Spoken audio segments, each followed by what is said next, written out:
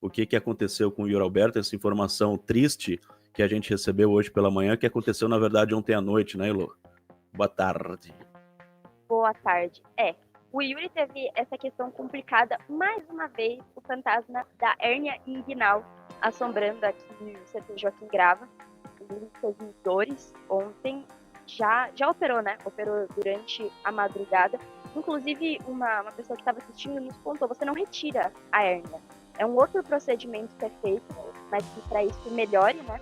Então, isso que aconteceu com o Yuri Alberto, a mesma coisa que aconteceu com o Gustavo Henrique e com o lateral Hugo. Até o Léo Hartmann tinha passado no chat que 4 meninos da base também sofreram com isso. Então, se a gente for juntar, já são 7 atletas do Corinthians com o mesmo problema. Gustavo Henrique ficou ali um mês fora. Quem sabe que o Yuri costuma ter uma recuperação mais rápida.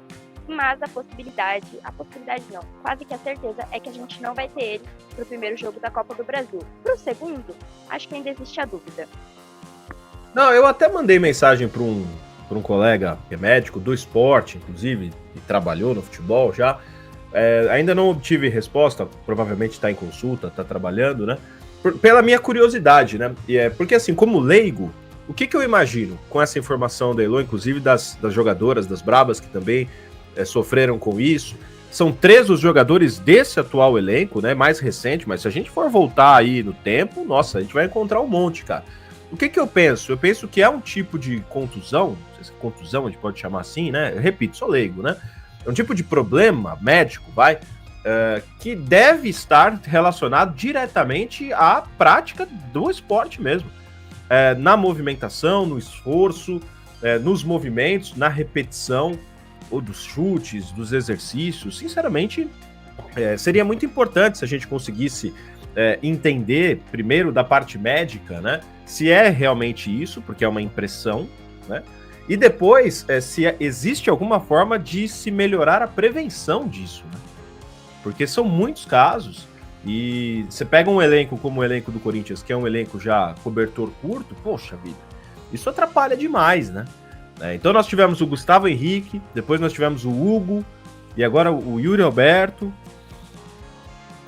Precisa ver se é algo factual ou se é algo causado por algo que os jogadores estão fazendo ou deixando de fazer. Eu lembro quando o Gustavo Henrique teve problema e eu conversei com um médico a respeito disso, porque eu nunca tinha ouvido falar, vou falar bem a verdade, eu nunca tinha ouvido falar de hérnia inguinal, e aí eu fiquei sabendo, né, que é na pontinha do intestino, que causa uma protuberância, e aí o jogador sente uma dor muito forte ou na virilha ou então na parte abdominal.